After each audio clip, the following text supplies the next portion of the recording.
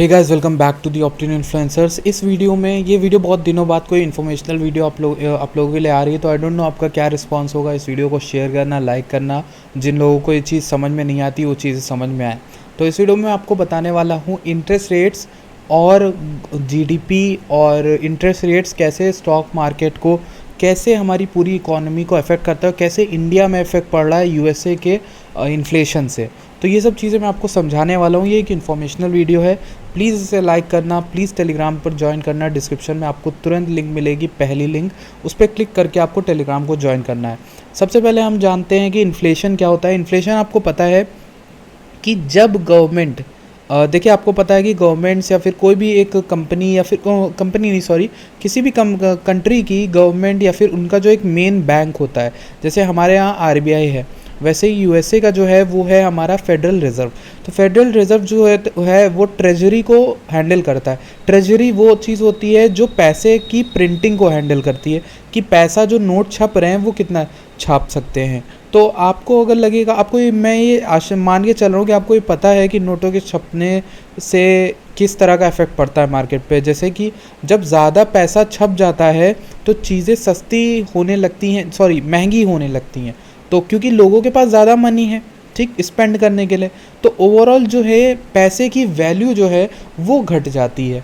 तो इस वजह से इन्फ्लेशन आता है, यानी चीज़ें महंगी होने लगती है क्योंकि आपके पास नोटें ज़्यादा हैं, मार्केट में नोट ज़्यादा जो है इधर उधर जा रहे हैं, तो उन नोटों की गिनती बढ़ गई। अब उन नोटों की गिनती बढ़ गई तो चीज़ों की जो रेट्स हैं वो बढ़ने लगते हैं क्योंकि उन नोटों की वैल्यू गिर जाती है। ये किस चीज़ पर, किस बिना पर बोल रहा हूँ मैं सिर्फ फैक्ट पर बोल रहा हूँ। एक लॉ ऑफ नेचर है जिसको कहते हैं सप्लाई एंड डिमांड का लॉ।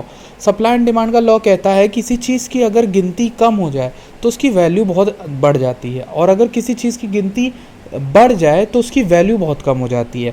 ऐसा आप ऐसे समझ लो कि आपके एरिया में सेब नहीं पाए जाते, कहीं भी कोई जंगल, कोई पेड़ नहीं है, तो अगर कोई आदमी आपका कश्मीर या कहीं कश्मीर से आके आपके शहर में सेब बेचने आ रहा है तो वो अपने मन मुताबिक सेब का प्राइस रख लेते हैं। कई बार क्यों इतना महंगा सेब आपको लेना पड़ता है, क्योंकि आपके एरिया में सप्लाई कम है सेब की, आपके एरिया में सेब नहीं पाए जाते, तो आपको तो वो देना पड़ेगा ना, जिनको खाना है वो तो देंगे ही।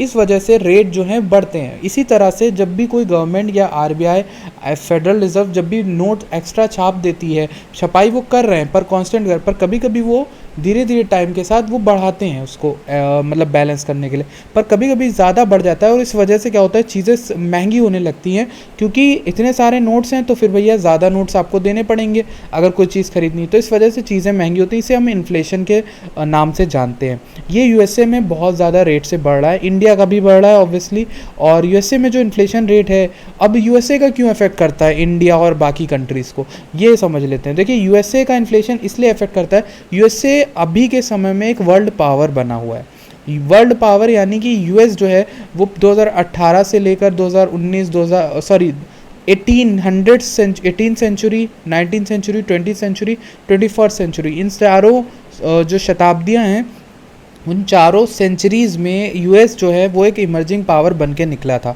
इस वजह से यूएस जो है सबसे ज़्यादा डेवलप्ड कंट्री मानी जाती है, इस वजह से वो एक सुपर पावर है। तो वहाँ के जो एक्सपोर्ट इंपोर्ट होते हैं वो लगभग सारी कंट्रीज से हो रहे हैं। वहाँ की जो चीज़ें हैं, जो फैसले लिए जाते हैं, वो अफेक्ट करते हैं पूरी दुनिया को, तो वो एक रिपल इफेक्ट क्रिएट करते हैं। आप सोचोगे कि भाई डायरेक्ट कैसे करता है, डायरेक्ट नहीं करती कोई चीज़, इनडायरेक्ट करती है। मतलब वहाँ पे कोई चीज़ महंगी हुई, आपके इंडिया के कुछ लोग होंगे यहाँ पर, कुछ लोग वहाँ से यहाँ लाते होंगे कुछ चीज़ों को, तो वो अफेक्ट हो जाता है, वो लिंक हो जाता है। इतना आशा करता हूँ आप समझ गए होंगे कि इन्फ्लेशन कैसे होता है।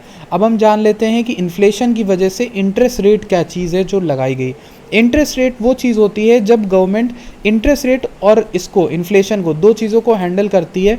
कैसे हैंडल करती है? इंटरेस्ट रेट को बढ़ा के। अब इंटरेस्ट रेट को क्यों बढ़ाती है? इंटरेस्ट रेट वो रेट होता है जिस पर बैंक एक दूसरे को पैसों का लोन देते हैं, ठीक, या फिर हमारा जो आरबीआई है वो बैंकों को जब लोन देता है तो बैंक से कहता है भैया इतने प्रतिशत पर हम आपको देंगे, आप इस पैसे को बढ़ा के जो भी करना है आप हमें हमारा पैसा वापस दीजिए, इतने रेट पे दीजिएगा, 7% का इंटरेस्ट। फिर बैंक आपको लोन देता है, आम आदमी को लोन देता है। आम आदमी को जब लोन देता है तो आम आदमी भी 7 से 8% का उनको कीमत, जो लोन का वो है रेट, वो उन्हें चुकाता है। तो इस तरह से कोई भी कंट्री वर्क करती है।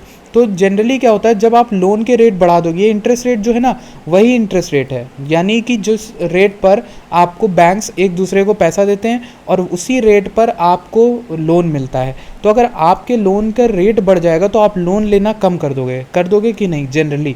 जनरली बता रहा हूँ, पूरी कंट्री में क्या होता है, जब इंटरेस्ट रेट बढ़ाए जाते हैं तो आप जो है लेना बंद कर दोगे लोन।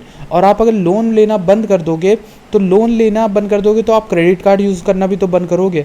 आप मॉर्गेज जो है घरों की कीमत जो होगी वो भी कंट्रोल में आ जाएगी इसी वजह से, क्योंकि घर के लिए जनरली पूरी इंडस्ट्री जो घरों की है वो बहुत बड़ी है अपने देश में, तो उसकी वजह से उस पर जनरली लोन लिए जाते हैं। तो लोग घर लेना बंद करेंगे, लोग जो है खर्च करना कम करेंगे, और खर्च करना जब कम करेंगे तो उस वजह से चीज़ें जो है सेटल डाउन होंगी, पैसे की वैल्यू वापस आती रहेगी, और इस तरह से जो बैंक्स हैं वो नोटों की गिनतियाँ जो है उससे कम कर लेंगे, उसकी वैल्यू को बढ़ा देंगे। इस तरह से इन्फ्लेशन को जो है कंट्रोल करने के लिए जो चीज़ बढ़ रही है ना इतनी तेज़ी से पिछले कुछ सालों में, चाहे आप देख लो 2020 से अभी तक जो बढ़ रही है, वो चीज़ को कंट्रोल करने के लिए गवर्नमेंट क्या करती है, ये चीज़ लगाती है, इसको कहते हैं हम इंटरेस्ट रेट।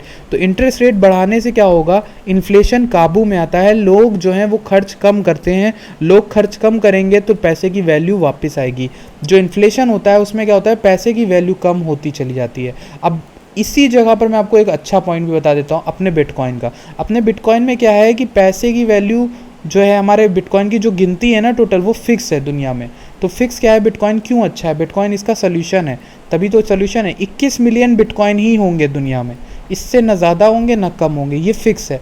तो ना ही इसमें पैसे की दिक्कत होगी कि इसका प्राइस ऊपर नीचे जाएगा। इन फ्यूचर जब 21 मिलियन बन जाएंगे तो उसके बाद जो इसकी वैल्यू है वो स्टेबलाइज हो जानी चाहिए।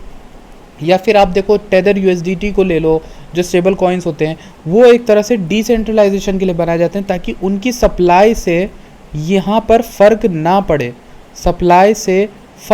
पड़े, ठीक। उनकी सप्लाई की वजह से सप्लाई ऊपर नीचे होगी अगर, तो फिर पैसे की वैल्यू पे भी इफेक्ट पड़ता है। इसलिए हमें एक ऐसा पैसा चाहिए, एक ऐसा मॉनेटरी मीडियम चाहिए जिसके सप्लाई से इफेक्ट ना पड़े। इफेक्ट पड़ता है इसीलिए हमें चाहिए ऐसा जिसकी सप्लाई फिक्स हो, इसमें बिटकॉइन आता है। तो आपको एक चीज़ समझ में आ गई होगी, इंटरेस्ट रेट अभी जो फेडरल रिजर्व बढ़ा रहा है वो इसीलिए बढ़ा रहा है। तो हमारे जो फेडरल रिजर्व के इंटरेस्ट रेट हैं वो बढ़ते रहेंगे, और एफओएमसी मीटिंग होती है उसमें ये रिजल्ट निकाला जाता है कि हम कितने इंटरेस्ट रेट को बढ़ाएंगे। अब जाहिर सी बात है इंटरेस्ट रेट को डायरेक्ट नहीं बढ़ा सकते। अब अगर आपने डायरेक्ट ही 1-2% उठा दिया तो पूरी दुनिया पे बहुत बड़ा इफेक्ट आएगा। इसीलिए इसमें पॉइंट परसेंट के भी अगर आप बढ़ाते हो लोन, तो पूरी दुनिया की बात हो रही, पॉपुलेशन की बात हो रही, तो धीरे धीरे लोन लोग लेना कम करते जाएंगे जब तक।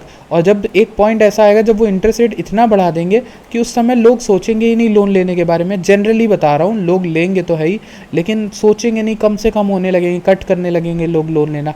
तो ऐसे करके धीरे धीरे बढ़ाई जाती है। तो जनरली मीटिंग्स हो रही हैं एफओएमसी की, हर महीने हो रही हैं लगभग, और हर महीने लगभग वो अपना कुछ ना कुछ बढ़ा रहे हैं। अब बीपीएस क्या होता है, 75 बीपीएस में वो जो बढ़ा रहे हैं वो पॉइंट में बताया जाता है, 0.75% बढ़ाया गया है, 0.25% बढ़ाया गया है, 0.5% बढ़ाया गया, ऐसे करके इंटरेस्ट रेट बढ़ाए जाते हैं, जिसकी वजह से स्टॉक मार्केट पे भी असर पड़ता है, ग्लोबल क्रिप्टो पे भी असर पड़ता है, सारी मार्केट्स पे लगभग पड़ता है जो फाइनेंशियल नहीं है।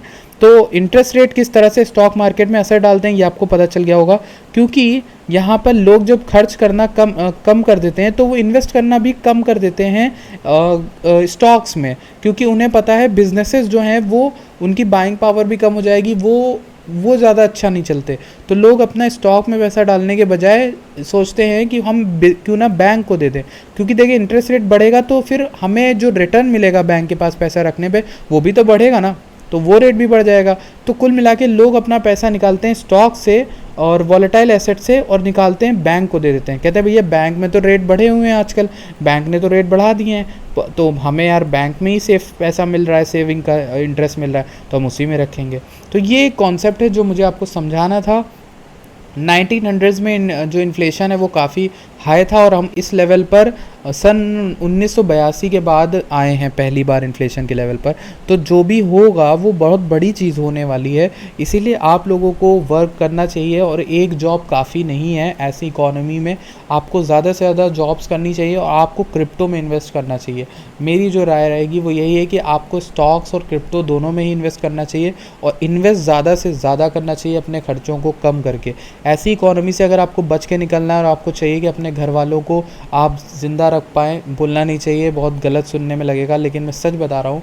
ऐसी इकोनॉमी में अगर आपको बचाना है तो आपके पास एक जॉब के साथ साथ या तो अच्छी जो खासी जॉब हो जो सिक्योरिटी दे, या फिर मेरे ख्याल से कोई भी जॉब सिक्योर नहीं दुनिया में, गवर्नमेंट जॉब्स भी अब नहीं रहेंगी। तो मेरे ख्याल से एक चीज़ ये है कि आप क्या करो, जो भी जॉब करते हो जो भी करते हो सेव ज़रूर करो और उसे इन्वेस्ट करो, क्योंकि इन्वेस्टमेंट ही आपका इवेंचुअली काम आएगा। अगर आपकी जॉब भी चली गई तो आप घर को पाल सकोगे, घर को कुछ कर पाओगे। So that's all for my side. अगर आपको वीडियो अच्छी लगती है प्लीज़ लाइक करके जाइएगा, चैनल को सब्सक्राइब करेगा। I will see you guys in the next video. Thank you so much for watching this video.